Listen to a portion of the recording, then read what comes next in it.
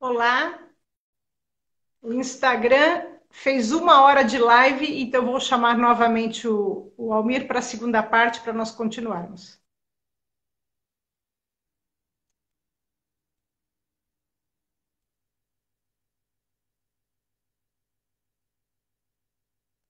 Eu chamei o Almir para ele entrar novamente.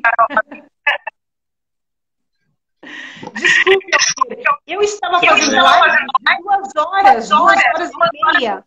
Deu 1 hora, caiu a live. Eu fiquei com vergonha, você me perdoa. Tudo bem, faz parte, é o Eram 20 processo. segundos. Eu olhei, eu falei, 20 minutos, 20 segundos. Mas Aham. até me perdi agora, a gente fechou assim abruptamente, né? Uhum. Almir, você então entra na Ecosol, entra como um observador, como participante. Quais são as tarefas que vocês fazem? São cursos? São encontros com produtores? Como é o trabalho de vocês? Então, vamos lá. Eu entro, na verdade, na Ecosol de fato, através do convite da maravilhosa Alciele Santos, né? Ai, A ideia é trazer um grupo, né, da cooperativa em economia solidária, de educadores que trabalham com educação. sim. Né? Então, na parte de formação de professores, mentoria, gestão educacional. Então, nós temos uma gama de ações que pode acontecer dentro do espaço educacional ou não, porque nós também atuamos junto aos grupos de economia solidária para dar o suporte, tanto de Então, deixa eu ver se formação. eu entendi. Vocês estão na Cipó e da Cipó vocês atuam em convergência com a Ecosol. Isso. A Cipó Educação, ela é um empreendimento de economia solidária. Certo. Ela é um empreendimento de Ecosol, né? Entendi. Então, a Ecosol é um grande guarda-chuva e vocês Isso. são uma dessas arestas. Uma desses caminhos que aí de empreendimentos que estão buscando fazer uma rede, né, de Certo. trabalho, que as pessoas possam produzir, as pessoas possam prestar os seus serviços, mas de uma maneira equível, em que, em nosso caso, que é uma cooperativa, né, Sim. nós não temos a hierarquia de uma empresa. Hum, Nós não somos uma empresa, nós somos um sistema, nós somos um empreendimento que compreende que as decisões devem ser tomadas em assembleia, em coletivo, de maneira cooperativa e colaborativa, certo. no sistema de elaboração gradual e conjunta, sempre. As decisões Uhum. podem ser tomadas em conjunto. Né? E aí, e também isso entra dentro dos ganhos. Né? A conversa toda sempre nos pergunta, tá, quanto é o salário? Não existe um salário. Nós não falamos a palavra salário, nem de Uhum. lucro. Nós temos as sobras, que é o nome que a gente fala do nosso serviço, nós distribuímos de maneira equível, de acordo com o Uhum. tempo dedicado em cada trabalho, em cada serviço. Certo. Então, quebra toda aquela ideia de, eu estou trabalhando numa empresa, eu estou trabalhando X horas, vou para minha casa e acabou. Não, é um envolvimento também de projeto de vida, em Uhum. que nós somos uma sociedade que possa ter uma rede dentro dela, em que as pessoas possam se ajudar mutuamente. Por exemplo, nós da cooperativa Cipó damos suporte para a escola pública, mas gratuitamente. Porque nós Certo. entendemos que o nosso papel, a nossa devolução social, ela também tem que ocorrer. Quem sou eu para colaborar nessa narrativa da educação? Né? Uhum. Porque às vezes nós pensamos, Márcio, acho que de maneira muito equivocada, que, assim como Aristóteles fala também, né, que acha que as pessoas às vezes pensam que a filosofia é só para pessoas doutas, né, e não é. É um processo de que a razão vai nos alimentando, a razão vai nos tornando mais íntimos de nós mesmos num processo. Né? Uhum. É um processo de descoberta que não está no mundo das ideias, está aqui conosco, né? Está aqui junto de nós. E a economia solidária, ela não é um sistema para substituir nenhum sistema. Não pode ser confundido com um sistema econômico somente. Ele é uma forma de fazer economia Só que trabalhando a sustentabilidade, a colaboração, a vida. Por isso o solidário não é dar as coisas a alguém. Solidário porque nós entendemos que o mundo precisa e é a partir da solidariedade e da colaboração que ele se constitui. Não há outro viés senão este. Historicamente, nós sabemos que toda a civilização humana foi construída em colaboração, não foi um indivíduo que sozinho foi lá e construiu. Isso é uma ideia totalmente equivocada, né? E passada e prepassada por um sistema, principalmente de um capitalismo nocivo, em que achar que as pessoas são totalmente independentes uma da outra, né? E que cada uma faz o seu papel e as coisas vão se dando, né? Isso não existe, vão se dando. Eu afeto cada pessoa no meu entorno. A maneira como eu consumo, a maneira como eu produzo, vai afetar o outro. É minha responsabilidade olhar para isso. Sim. Não é só, eu fiz, a maneira que ele usou, o problema é dele. Sim. Né? Exemplo, a produção de armas. Qual é a finalidade de uma arma?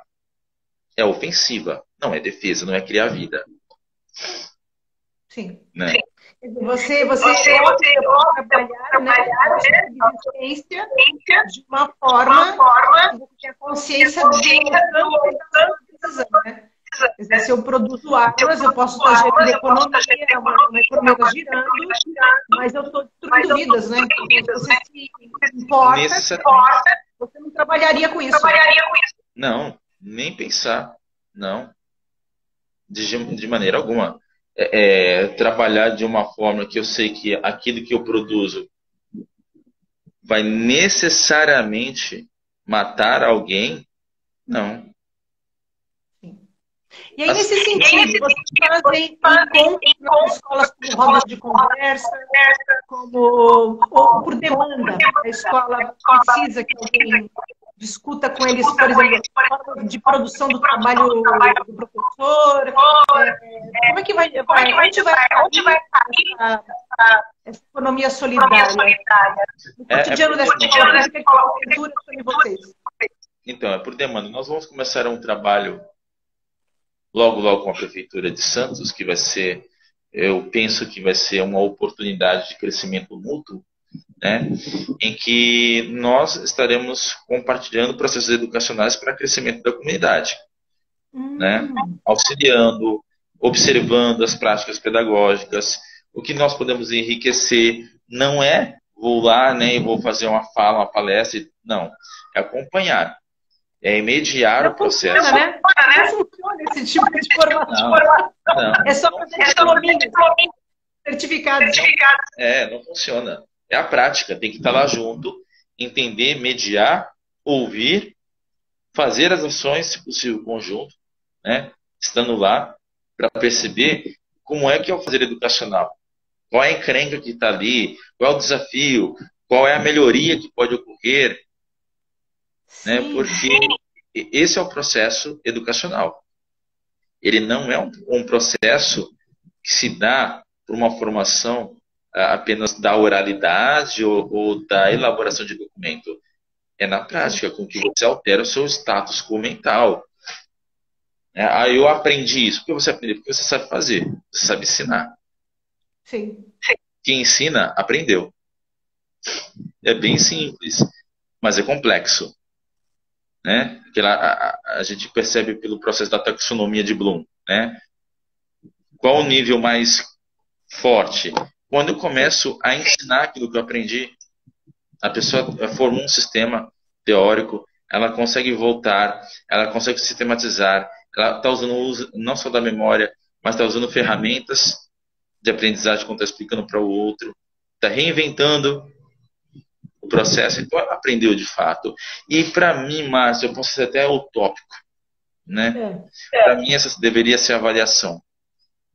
Quando o estudante consegue aprender de fato é quando ele consegue numa roda de conversa trocar ideias sobre aquilo e com o outro chega uma aprendizagem mais rica do que aquilo que o professor colocou. Esse é o top para mim de avaliação. Que aí ali tá Você na vida consegue realizar algo que você aprendeu. Sim. E para mim, assim, isso já se passa na sociedade, só que a nossa educação, cargas d'água, historicamente, sofre um hiato tremendo. Parece que causa algo quase que esquizo, né? Na autoescola, como que você passa? Você fazendo Sim. aquilo que te mostraram como fazer, te acompanharam nas aulas, depois você faz a baliza, tal, e você faz lá e conseguiu. Beleza, passou, tem só CNH. Medicina, engenharia, quando você começa a sair da teoria e você vai para o estágio, é fazer a coisa, é observado, como ele sabe fazer o procedimento, ele sabe fazer todo o processo, né? Na escola, aí a gente começa o hiato, né? Que é a parte mais teorética. A gente ainda não consegue coadunar de alguma maneira, conciliar as atividades e o processo final avaliativo. E parece que se encerra todo o processo de avaliação meramente em uma prova final, por exemplo, dos vestibulares. E aí usa termos que hoje não fazem muito mais sentido, mas ainda usa, porque eu acho que é muito mais um chamariz midiático, um chamariz de propaganda, que é a escola forte, a escola fraca, que passou tal aluno no vestibular. É questão de mercado, né? Que com a crise, a perda de aluno foi grandíssima, né? Uhum.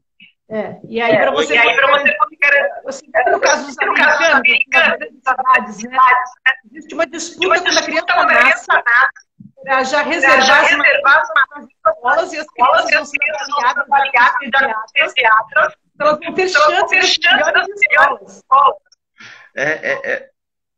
É algo assim que não tem. É tão ficcional. É um exercício de imaginação tão grande que demanda uma energia que essas pessoas teriam que escrever livros, né?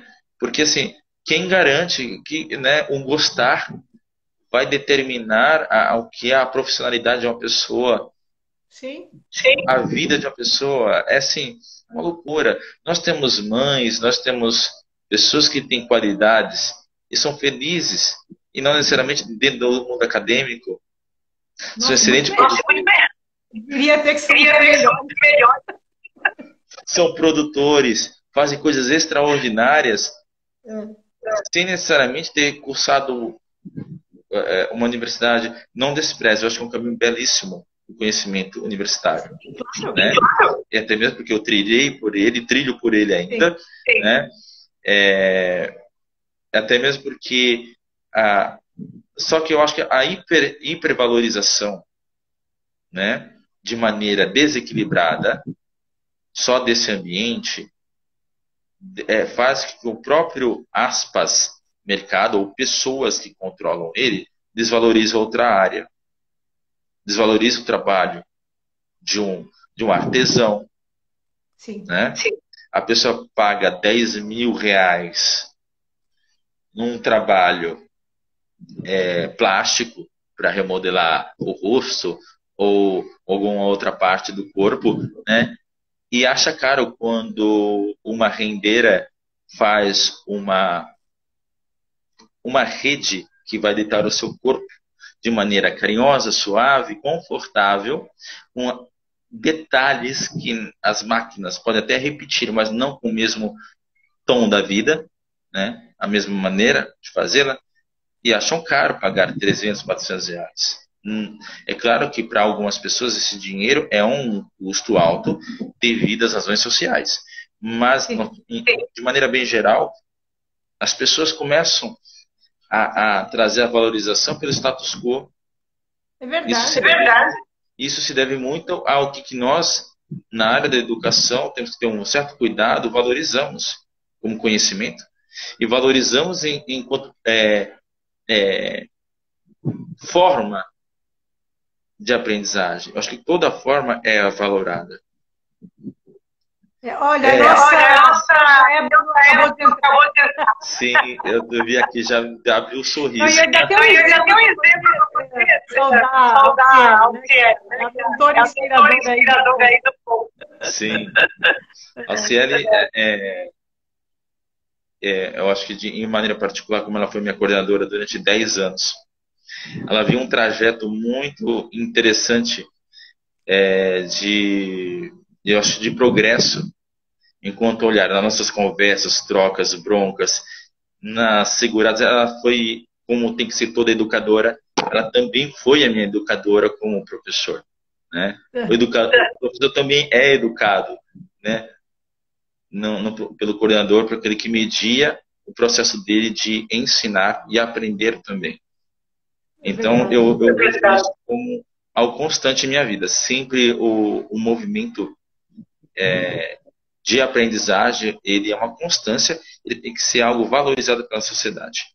Todo conhecimento, seja para uma aula de costura, seja para uma aula de macramê, está aprendendo, tem que ser valorizado.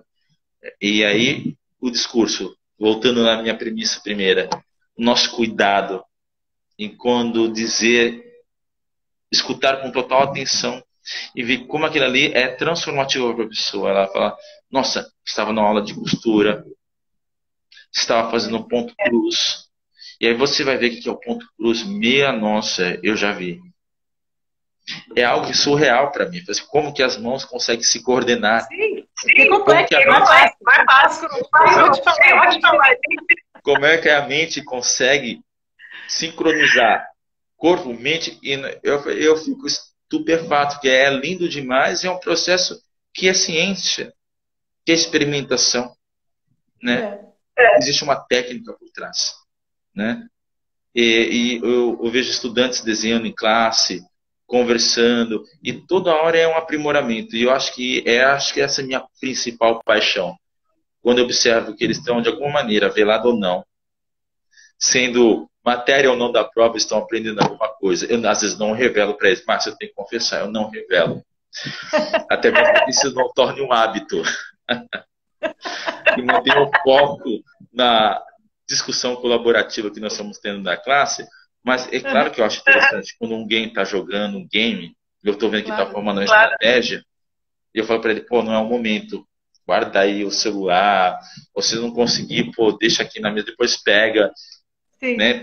Mas eu acho interessante, eu dou uma olhada primeiro, eu observo, silencio, e fico olhando com o olhar, ele já entende, né?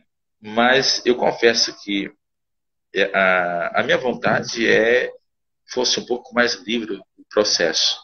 Mas, claro, isso demanda um outro processo educacional pautado a gente chama disruptivo, né? Sim. E é um processo educacional que não faz parte do nosso atual. A estrutura teria que coragem investir nesse movimento, mas eu também professores, né? Porque a segurança da classe, a segurança da obediência é muito sedutor, né? Para quem não tem coragem de lidar com o diferente, o movimento. Muitas vezes eu lembro com crianças, com filosofia, e às vezes a inspeção me alertar, está tendo muito barulho na classe, faz parte da construção da aula. Pequenas coisas. E do outro lado, quando a gente muito grande, fica perguntar porque é silêncio. Então, assim, são movimentos que se constroem, não tem um padrão, mas as escolas esperam de nós padrões. Né? Um padrão de normalidade. Tem que ocorrer. Me vejo muito em conflito, muitas vezes, acho que quase todos os dias, quando uma parte de mim quer deixar rolar e outra parte pede de mim que você tem que seguir um programa. Não tem como. E eles não me escutem, porque senão vai acabar o motivo. A minha cara, a minha persona que eu incorporo, porque assim, algumas vezes já admiti para eles que eu entendo que o processo educacional é muito mais daquilo que eu estou ali, né? Isso é fato. Sim. Em que o processo educacional deles não para ali. E outra, como professor, eu acho que eu tenho a oportunidade, diferente de outras carreiras, de cada dia ser melhor e mais. Porque E ao vivo. E ao vivo. E a minha profissão me leva a isso. Eu acho que é uma oportunidade ímpar. A nossa profissão, a nossa carreira de professor nos leva a sempre sermos melhores. Né? Nós somos obrigados a repensar, revisionar o conhecimento, a postura, voltar um pouco atrás, amolecer, né? E aí eu gosto muito que às vezes o estudante fala: nossa, você tinha uma cara de mal. De repente, você não é tão mal assim. E aí perceber que existe uma pessoa por trás daquilo, né? De todo aquele processo, né? E é legal porque são falas que, assim, muito carinhosas que eu vejo nas entrelinhas, tipo assim: você pode relaxar. Pode relaxar. Mas já sabe como a gente é. É um carinho muito especial, tipo assim, você pode estar conosco inteiro. Né? Dá um sorriso, que às vezes eu não... Né? A minha afeição às vezes é um pouco aparentemente fechada. Quando eles me veem sorrindo, eles falam assim: nossa, ele sorriu, olha só. Né? Existe uma abertura ali naquela casca. Então, assim, a gente se descobre também enquanto pessoa, enquanto profissional, junto deles. Eu sou um homem totalmente outro, eu acho que celularmente falando, depois que comecei a dar aula. Sim. Minhas aulas obrigam a entrar no processo de metamorfose total. Né? E acompanha na minha estética. Quem viu a foto da sua chamada e olhou para mim hoje, falou assim: ué, quem é? Não, aqui estou vendo meu dentista aqui, né? Foi meu aluno. Ai, que legal. Ele foi meu aluno. Eu era tolerância zero. E quem me viu na minha última turma não consegue correlacionar. Então, eu acho que é isso mesmo. Está acontecendo ali, na frente deles. E eles estão vendo várias circunstâncias, seja no Instagram, na sala de aula, né? E eles falam que junto com a gente toda. E Márcia, e sobretudo, eu acho que eu posso dizer hoje, na minha maturação, eu sou um homem de meia idade já, né? Finalmente chegou, eu posso falar hoje que eu sou um homem de meia idade. É uma delícia, né? Sim, na casa dos 40 já, e eu posso dizer que... Eu já quase é verdade. Eu sempre eu tenho essa imagem ainda lá. Quase 20 anos atrás. E eu sempre digo que foi a melhor escolha que eu fiz na minha existência. Eu posso dizer com todo o coração e com toda a entrega que eu tenho: a melhor escolha que eu fiz. Sabe? Posso me ver até em outros ambientes, mas sempre como educador. Sim. Sempre como educador. Não me vejo fazendo ou sendo ou experienciando com as pessoas de outra maneira, senão compartilhando com elas. Né? E eu acho que toda pessoa tem a colaborar conosco. Né? E a Maristela colocou aqui, né? Compartilhar conhecimento é a melhor forma de aprender.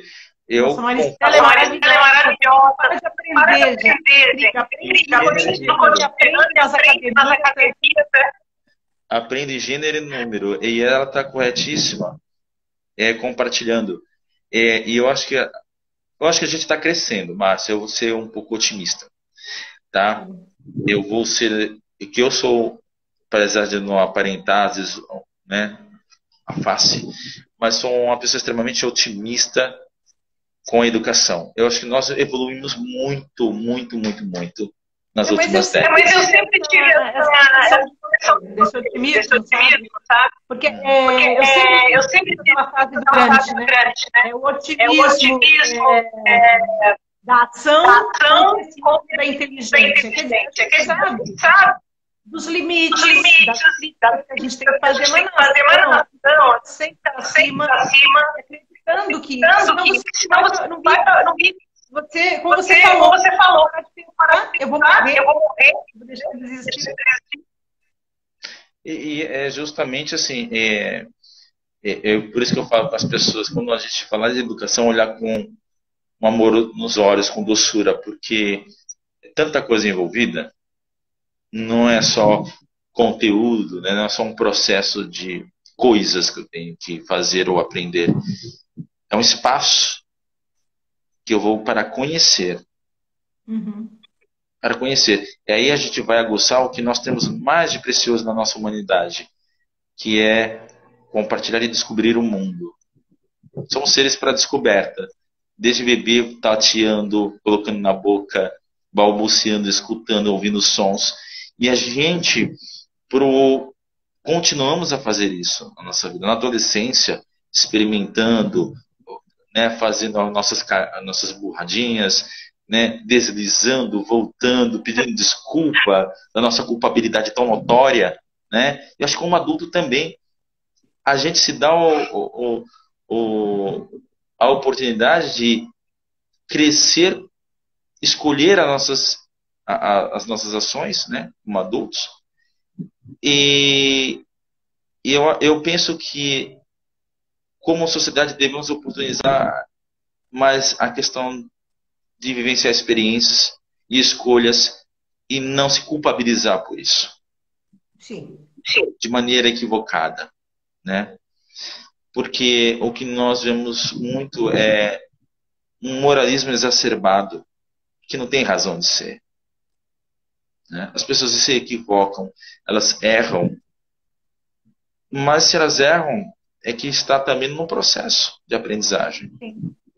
Né? E aí a minha grande questão, que a gente volta lá no início, essas pessoas que falaram, esbravejaram nesses 4 anos de maneira equivocada, estão nas nossas vidas, estão nas nossas famílias. E Nossa. como vamos? Nossa! E como? Né? Nós temos que conversar. Sim. Não é possível que a gente crie 2 sociedades segregadas, né? Então, assim, essa entrega que nós temos, essa possibilidade de a gente fazer uma sociedade melhor, agora, nesse período, ela é muito oportuna. E deveras, sim, confesso como educador, uma das minhas maiores preocupações não é apontar X ou Y, é como integrar novamente essas pessoas. Sim. Para uma maneira de diálogo, né? Eu não posso apagá-las. Eu lembro que eu conversei com o Daniel aqui no canal. E a gente já discutiu assim. O Danilo falava isso. Boa tarde, cerveja no meu bairro, mora ali no mercado, não sei se e ele contava que ele questão de conversar com o pessoal no bar, tinha essas visões radicais, extremistas pro desrespeito, né? Para não democracia. E ele falou, eu faço questão de ouvir, de tentar entender, de expor do teu lado. Falava, às vezes eu não sei fazer isso, ali no com as pessoas na universidade acontecendo, né? E é justamente esse processo de crescimento que nos faz ser educadores. Às vezes as pessoas pensam, eu conheço alguns educadores que não têm diploma, mas são exímios na sua arte, né? E trazem consigo a oportunidade às pessoas aprenderem para a vida delas, aprenderem para a existência delas, né? E fazendo que as pessoas se transformem na medida que exercem, que conhecem, que procuram, né, aquele conhecimento técnico, né? Porque a gente tem que diferenciar, né, o conhecimento técnico que a vida lhe proporcionou, né? Sim. E lhe gabaritou como mestre naquela arte. Né? Então, quando às vezes eu brinco com algumas pessoas que chamam a mestre, não sou mestre, tenho diploma. Não, mestre, porque você é o mestre da sua arte. Sim. Né? Faz muito bem algo, né? Você tem um sapateiro que eu tive exemplo, eu fiquei pensando, eu mandei 2 botas para o sapateiro que estavam acabadas. E quando eu recebi elas de volta, e eu falei, minha nossa, é um milagre. O cara, Sim. tipo, né, parecia um... o cara é um mágico, só pode ser. Porque a minha bota voltou mais forte do que era antes. Né? E até assim, a André até coloca aqui, né? Todo ser humano é educador, e é perfeito. Todo ser humano é educador. Né? Em seu processo, todo ser humano, ele nos faz crescer. Eu acho que quando a gente assumir como sociedade que nós somos uma sociedade do conhecimento, e conhecimento não é somente ciência, é tudo aquilo que nós compartilhamos e produzimos bem na sociedade, acho que nós começaremos a valorizar mais não só o que se fala, né, e o que se escuta, mas também acho que a gente vai começar a valorizar mais a empregabilidade da mão de obra das pessoas. Sim, independente de como, de como, né, do que é mais importante, né? Porque na medida que a tecnologia desenvolve tanto, vai ter um número menor de profissionais. Mas tem tanta coisa para ser feita do ponto de vista humano e desse cotidiano, dessa simplicidade do cotidiano, não é? Sim. Você hoje, por exemplo, comprar uma bolsa reciclada de um jeans, e é difícil de ser feito. E é um nicho de trabalho que poucas pessoas têm esse talento, né? Essa competência. Isso é fundamental para o mundo que vai reciclar roupa, dois, três usos, né? Antes de ser incinerada, ela vai ter um pouco de vida. Tem tanta coisa que se pode criar, né? Essa visão que você está dizendo. E é uma preocupação prática isso, né, Márcia? Porque nós temos que ser bem verdadeiros que, assim, o tempo das coisas já passou. Nós não temos mais matéria-prima para produzir novo. Sim. Tudo novo. Isso é engano, é um terrível engano, não é um ledo engano, né? Mas é um terrível engano, porque esse tempo de pensar já passou. Agora a gente tem que ir para a prática. Então, a ideia de valorizar esses mestres que estão aí, que estão repensando, recriando a produção, o modo como cooperam, o modo como fazem a economia, ele é crucial para a nossa vivência, e aí eu vou ser mais drástico, para a nossa sobrevivência enquanto sociedade e humanidade. Porque senão a miserabilidade, ela já está tomando conta das cidades, e a gente pode só olhar um pouquinho mais aqui, pelo menos o grau de desigualdade em alguns ambientes é maior, né, no Brasil. A gente passa e percebe que dentro das sociedades litorâneas e urbanas, a miserabilidade só foi acentuada nos últimos anos. Nós voltamos ao estado de fome. E não é ficção. Não, aqui que eu sou privilegiado, né? Uma cidade que tem menos de 8 habitantes. Mas se eu for para você já vê a mudança muito grande. Aqui a prefeitura consegue atender todos os necessitados. Então, não tem pessoas necessitadas. Para o centro urbano, megalópolis, não tem diferença. Você vê a miséria. E você escuta já.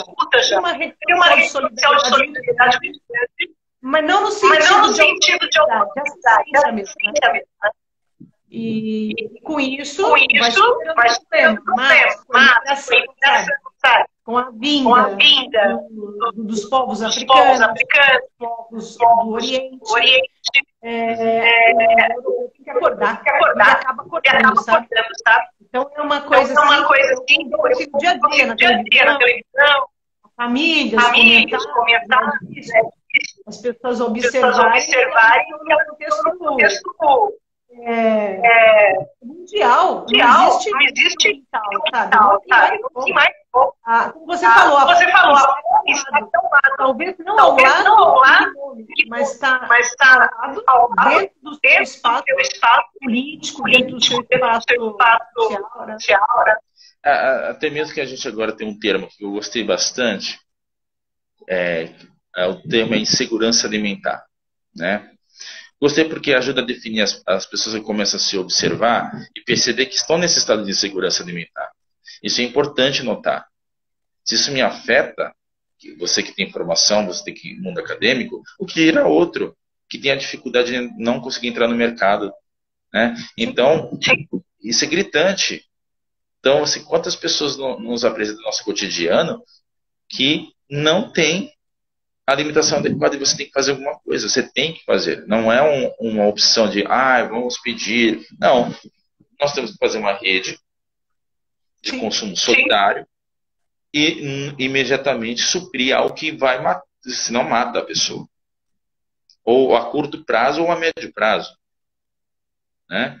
Porque ou ela está passando fome ou ela está se alimentando muito mal. Alimentando-se muito mal, vai cair a saúde.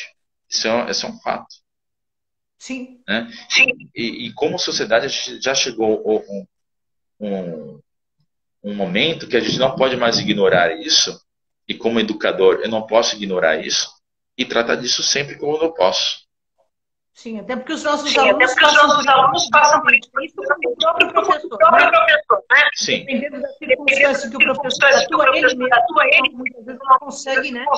Manter não consegue se prover. Porque bom, nós temos aqui, por exemplo, muitos professores que são professores que estão em trânsito, eles não são efetivos, eles não têm uma carga horária, né? Ou às vezes tem uma carga horária muito reduzida, e a gente sabe que aquela carga horária não dá conta. Ele tem que ir para 2, 3 escolas. E o contrato dele acaba no final do ano. Aí ele fica, e agora? O que eu faço?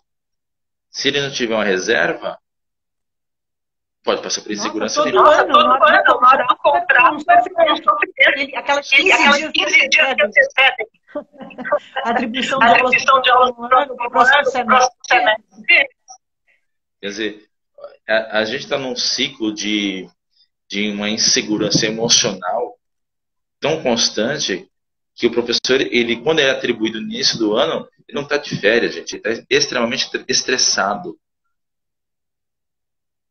Então ele não vai para a aula já desestressado. Ele vai para a aula pilhado. A maioria. Por quê? No momento que mais precisa tem toda uma circunstância que o cerca, que está ali falando para ele, olha, você tem que suprir, você tem que pagar, você tem que, né, dar conta, você tem que fazer planejamento, você tem que... São demandas... Meu marido é operado aposentado. Uhum. E hoje ele atua como jardim. E ele aqui no estúdio dele, estúdio de pintura dele. Mas assim, por exemplo, ele trabalhava e ficava na fábrica. Quando ele chegava em casa, havia um outro momento, né? Então era assim, era um estresse, acabou aquele que era um inferno trabalhar na fábrica, não era uma coisa agradável. Mas o professor não é isso. Como você disse, ele leva provas, ele leva aula, ele leva irritação e leva a falta do dinheiro. Não é.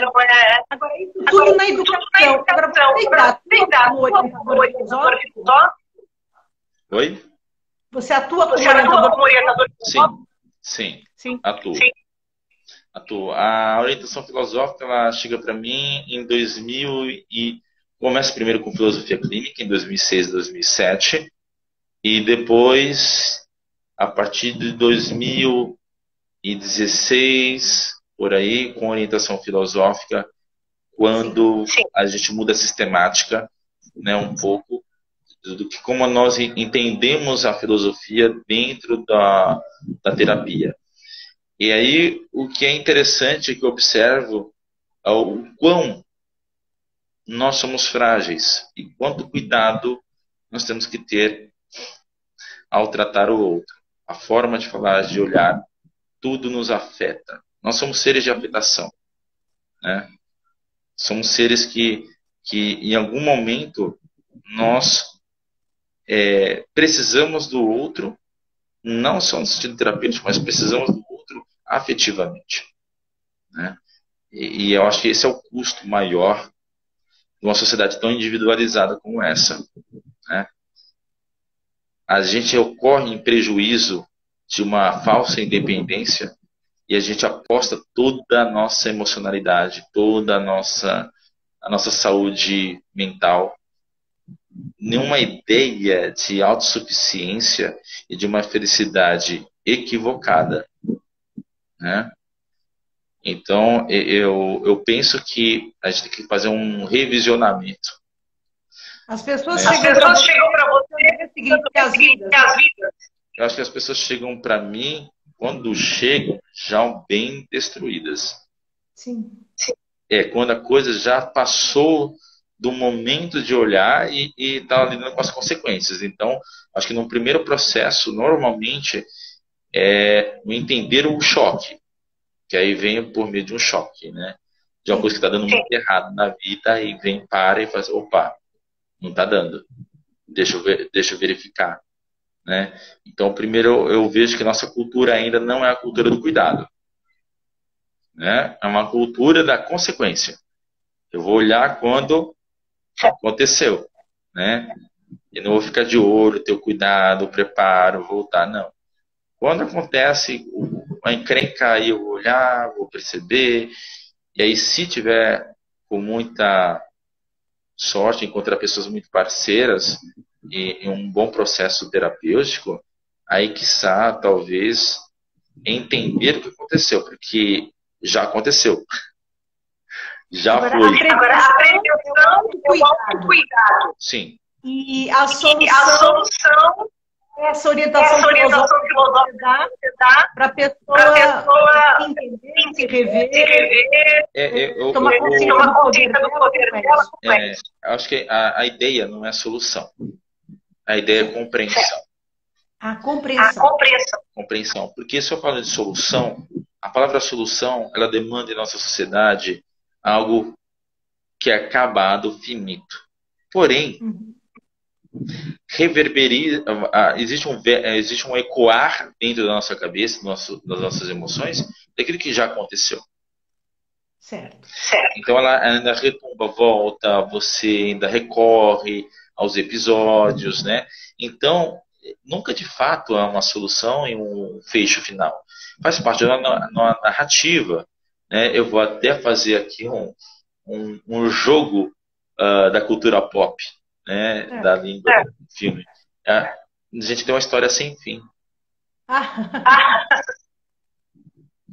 É uma história sem fim. A gente sempre está carregando algo que nos fez conosco, né? O Almir não deixa de ser Almir criança, né? Só tem uma outra postura, por causa que minha maturidade e as coisas que fui aditivando em mim e me transformando me fez ser algo mais. E ainda pretensiosamente falo melhor, né? Do que aquele Almir, e foi crescendo. Eu mantive as coisas que foram oportunas para mim, positivas para mim, né? E as pessoas mantêm o que é oportuno e positivo para ela. A questão é a acessibilidade a isso. A ciência dessas construções que você tem consigo, né? Então, se eu estou ciente e compreendo aquilo que está em mim, é mais fácil de eu recorrer a esse instrumento, essa ferramenta ou essa situação para aprender com o presente. Né? Então, em vez dela ser uma solução que implicaria numa acabada pronta, em ter um novo método de conseguir viver, você vai cada hora descobrir novos problemas, novas frustrações, para sempre. Você falou, história sem fim. O fecho da terapia, no processo, é entender que você pode caminhar sozinho de maneira saudável. E se você vai errar, está tudo bem. Desde que esse equívoco não traga sofrimento a si mesmo e ao outro. Okay? Não adianta ser, eu não sofro, não estou sofrendo, e o outro que se dane, né? O outro que vai para os seus caminhos. Não, aí também seria uma autoeducação bem equivocada. Nós estamos no mundo, compartilhando o mundo a todo momento, e nós nascemos a partir do outro e vamos morrer com o outro. E você atende essas pessoas online ou presencialmente? Como é que você trabalha? Atualmente online. A maior parte das pessoas procuram online por causa de uma questão que ficou evidente. Devido, eu acho que a emergência da vida social das pessoas, o online se mostrou, nesse caso, uma ferramenta interessante. Para mim, não seria o ideal. Por quê? Eu não tenho a leitura do todo, como esse corpo me afeta, né? Então, por mais que o vídeo mostre, você ainda não tem o dado do que é o sentir, né? Sim. Você tem ali um vídeo aparente em que tem a luz, eu tenho uma visão limitada, eu uso óculos, eu tenho astigmatismo, etc. Então, assim, mesmo com esse dado sensorial que é a visão, que a minha ainda assim é equivocada, né? Eu tenho dados insuficientes para tirar algumas conclusões junto à pessoa, né? E aí eu tenho que sempre recorrer ao discurso. E o discurso, a palavra, né, ela tem seus limites. E ela é pensada, né? Pensa no que vai falar. Sempre é pensada. É um filtro enorme, né? É um filtro. Acho que era grande discussão quando a questão da palavra escrita por Sócrates, quando ele traz isso nos seus diálogos, né? Que é a palavra escrita, né? Senão um perigo, é um limite também. Porque quando eu ou escrevo ou falo, eu estou passando por um filtro da razão, das minhas emoções. Porque a gente quer expor também. Sim, porque nunca é a coisa em si. Essa que é a questão também bem interessante. É uma perspectiva, e aí daí que é interessante, eu tenho que respeitar essa perspectiva, porque é a vivência do outro. E essa é a realidade. E você ainda tem espaço para nós? Se alguém assistir aqui a live, você ainda tem espaço no seu plano para mais? Como vocês chamam? Partilhante? Sim, alguns ainda da erudição filosófica chamamos de partilhante, outros chamamos de atendente, aí depende muito da depende muito da forma como a pessoa se sente melhor, o terapeuta, né? Tem gente que fala cliente porque está acostumado com o termo, já vem das suas circunstâncias, já trabalhou em consultórios usando outras formas de atendimento terapêutico, né? Então, assim, depende muito. Pode terminar. É interessante porque há uma mescla, né? Há muitas pessoas que trabalham com ou filosofia clínica ou orientação filosófica que trazem sua bagagem, que eram psicanalistas, psicólogos, né? E, então, há maneiras também de proceder, apesar de seguir um padrão, diferentes. Pela formação inicial. Sim. E pela própria vida, né? Às vezes a pessoa é mais sinestésica e ela observa de maneira diferente, ela faz registro de maneiras diferentes. Isso influencia muito. No seu caso, você é muito orgânico. Porque você que amálgama na sua própria expressão de ser todas as suas formações, né? Quer dizer, é o cara da psicologia, é o cara da filosofia, na sala de aula, parece que todas elas né?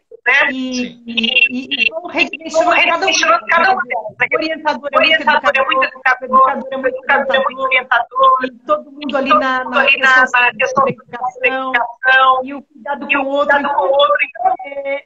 Eu acho que na concepção que eu mais cara. Você diz, academia dos diplomas, né? É um homem que vive muito buscando, né? Porque a gente fica buscando essa coerência total entre pensar e fazer. Eu acho que é uma questão que eu aprendi muito com os mestres, com os meus professores na faculdade e fora da faculdade, outras pessoas também, que é a questão de buscar ser integral. Como essa é uma busca minha, né? E eu E eu fico muito feliz que na maturidade que eu alcancei agora, eu me vejo um pouco mais integral. Eu não digo que eu sou totalmente integral, porque ainda estou num processo de educação, né? E eu acho que essa oportunidade de viver, eu gosto muito de viver, né? Gosto. Eu até brinco com alguns amigos que eu falo assim, eu vou viver até 130 anos. Eu tinha problema. Você está indo. Porque eu quero viver, eu quero ter experiências, eu quero ter a oportunidade de perceber o mundo, né? Eu fico maravilhado quando eu vejo quando a criança começa a descobrir a andar, quando um jovem começa a descobrir que outra pessoa olhou para ele e ele descobre que está sentindo algo, orgulho de si. Então eu vejo esses movimentos dentro da sala de aula, dentro dos toques, das relações, que é tanta coisa para a gente aprender com o outro e com o outro. Mas é isso que é o mais bacana, que não é sozinho. Tem que ter outro ser humano. A natureza. Tem que ter 30 mesmo.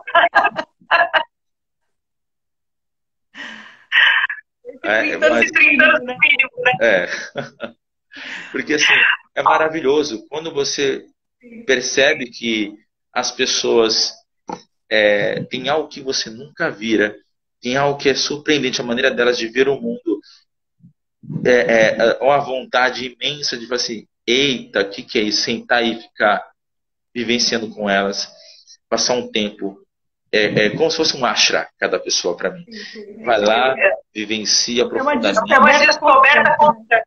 E a gente acaba mudando. Igual antes, por exemplo, eu estou aqui usando hoje uma bata indiana. Sim. Indiana, né? E no estilo indiano, estilo tailandês, uma questão que não estava agregada a mim na minha cultura, mas ao ter contato com pessoas que fazem yoga, tem outra forma de religiosidade, outra forma de ensinamento, né? Me mostraram yogis, me mostraram sabedorias que vão muito além da minha imaginação, que eu nem imaginava. Nossa! E aí eu comecei a agregar isso na minha vida, né? Conversar com pessoas das religiões de matrizes africanas, trouxe coisas da minha estética, do meu dia a dia. Eu tenho máscaras aqui em casa, eu tenho um quadro de artistas, eu tenho a minha própria organicidade, ela vai sendo criada, recontada, e isso é uma paixão. É uma aprendizagem. E para mim é crucial. Para ser professor, se me perguntasse, olha, para ser professor, qual é a questão mais importante para mim? É querer viver. Maravilhoso. Ter gana de vida. Estamos indo para 2 horas. De bate-papo. Beleza. Tem alguma coisa que você gostaria de falar para fechar? Sim. Eu primeiro gostaria de agradecer todas as pessoas que estão na minha vida, né? Porque se eu sou um educador hoje, olhado às vezes, temido às vezes, amado às vezes, é por causa de todas as oportunidades que as pessoas me deram de estar junto com elas. Meus estudantes, primeira coisa, um abraço, assim, que eu amo eles de paixão, apesar de não admitir, né? Se sou sisudo, né?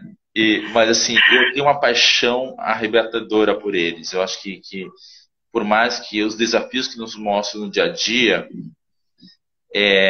eu sou o que sou por causa dessas vivências. E a elas eu sou muito grato e eu gostaria de repetir lá 2 vezes mais intensamente se eu tivesse oportunidade. Mas já passou muita coisa. E aí isso eu valorizo ainda mais. E agradecer a você, em especial, né, e aos vários mestres que passaram em nossas vidas, que foram seus companheiros de trabalho, né? Aí nós temos Márcia Seminov, Valdemar, a Cida Franco, pessoas, Itagiba, nossa, que figura apaixonante.